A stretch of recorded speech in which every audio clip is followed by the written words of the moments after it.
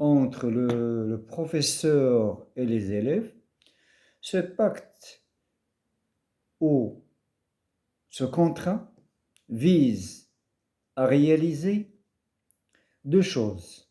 Un, un bon déroulement des travaux, une bonne écoute de la part de l'élève et du professeur, de l'enseignant, c'est-à-dire installer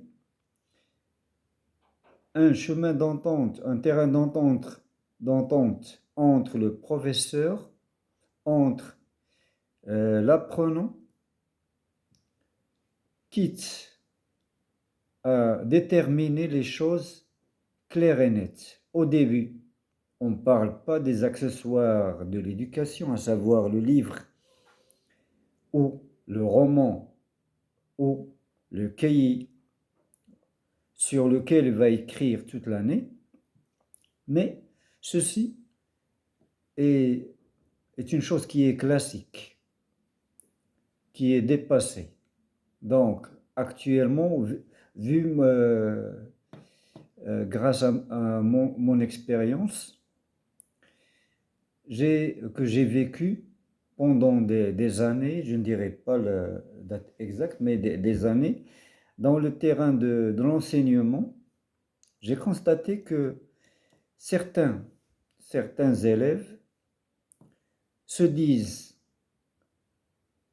soit je n'ai rien à faire des langues, je n'ai rien à faire dans cette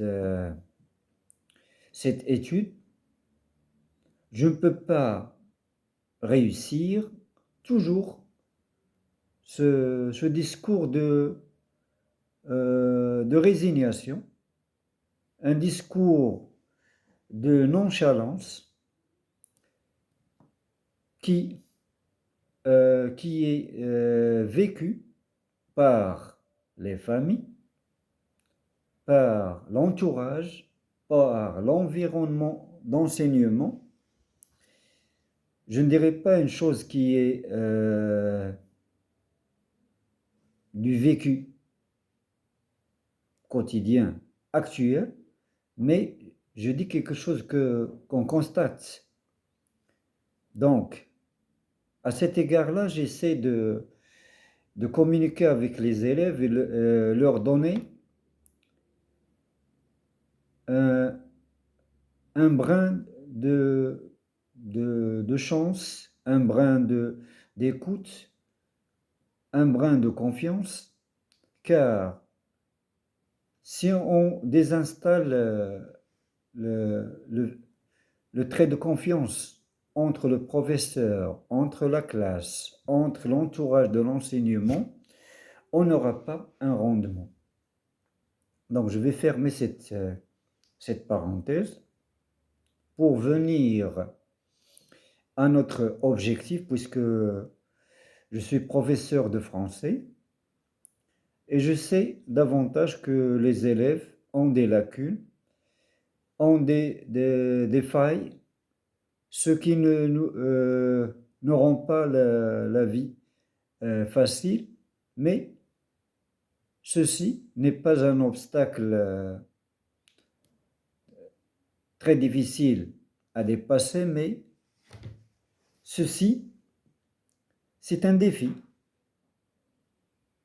que, non pas en tant que professeur de français, mais tous mes collègues à travers le royaume ont devant leurs yeux, c'est-à-dire à part les résultats escomptés du début vers la fin, c'est-à-dire la réussite, décrocher le grand sésame, c'est-à-dire le baccalauréat, avoir une bonne étude à l'extérieur ou avoir un diplôme, ceci reste loin de là. Mais ce qui compte actuellement, c'est le vécu. Comment installer cette confiance chez l'élève. Donc, concernant notre matière de français, tout d'abord, on va travailler avec les élèves, même les initiatives de la langue française, à savoir la grammaire et la langue, ou l'orthographe ou la ponctuation, ceci est classique. Mais le fait qu'il y ait un constat qui ne sort pas de l'ordinaire, c'est-à-dire non pas donner à l'élève comment écrire, comment produire, mais c'est-à-dire installer les objectifs dès le début.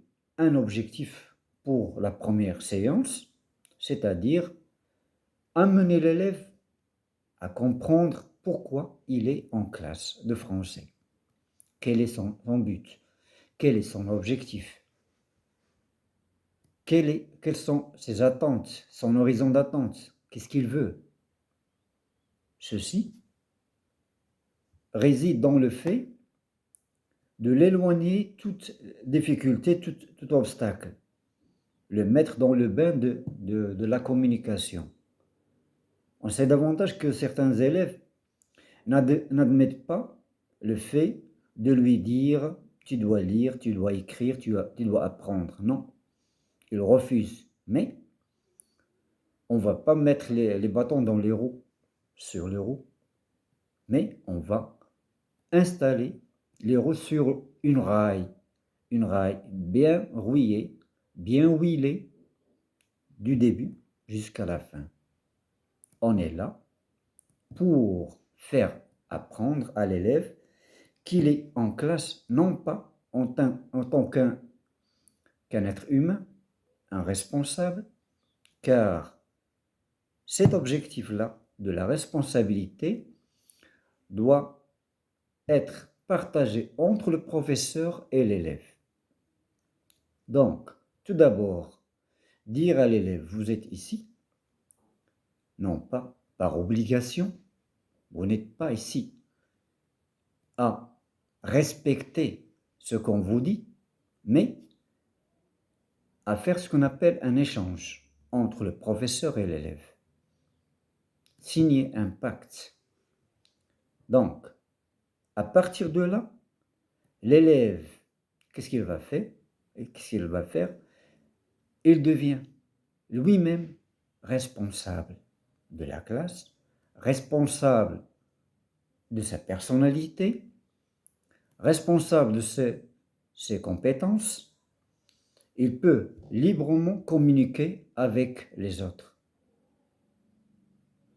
Donc, je vais fermer cette autre parenthèse et communiquer aux élèves, c'est-à-dire répéter les ouvrages sur lesquels on va travailler avec les troncs communs. 1. On va travailler sur la nouvelle réaliste. 2. Maupassant au XIXe siècle, à savoir Auchan ou la ficelle. On aura en deuxième partie le Chevalier double de Théophile Gautier du XXe siècle, c'est-à-dire un ouvrage ou une œuvre très courte de une vingtaine de pages de la mythologie non européenne, plus exactement dans un pays scandinave. Dans la dernière partie, on travaillera sur le théâtre. C'est une initiative au lexique du théâtre. Car à partir de là, l'élève va faire son bout de chemin qu'il va le mener directement première année baccalauréat. Donc, première année baccalauréat, on travaillera l'argumentation, on travaillera le discours, on travaillera aussi récit-description à partir du roman autobiographique d'Ahmed Sfraoui. Après, on travaillera sur le théâtre, c'est-à-dire c'est une suite, ce qui a été vu en tronc commun, Antigone.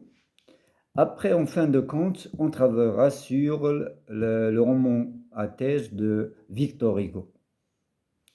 Après, c'est-à-dire le même chemin qu'on a tracé du tronc commun, on le réalisera avec les élèves aussi, au deuxième année baccalauréat. Avec le conte philosophique, puisqu'on a vu le conte et la nouvelle fantastique avec les troncs communs, actuellement, ce n'est nullement le même registre, mais cette fois-ci, on travaillera sur le conte philosophique de Voltaire du XVIIIe siècle. En seconde partie, on verra ce qu'on a vu en première année, c'est-à-dire la boîte à merveilles. Cette fois-ci, la littérature maghrébine est présente avec Mohamed Khaireddine. Il était une fois un vieux couple heureux.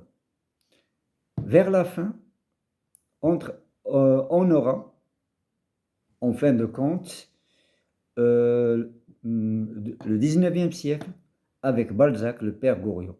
Donc, comme j'ai dit, c'est un pacte qu'on a signé avec les élèves du tronc commun vers le cheminement, c'est-à-dire la réussite vers le baccalauréat. Mais au baccalauréat, on achèvera avec la communication, bien sûr, puisque les élèves auront droit à travailler sur la communication, sur l'entretien d'embauche, sur le CV, sur tout le contenu du domaine du travail. Donc, pour terminer, je vous souhaite bonne soirée avec votre partenaire Absama Tijani et on donnera rendez-vous dans les jours suivants sur la plateforme Instagram, Facebook, TikTok et même sur YouTube. À bientôt.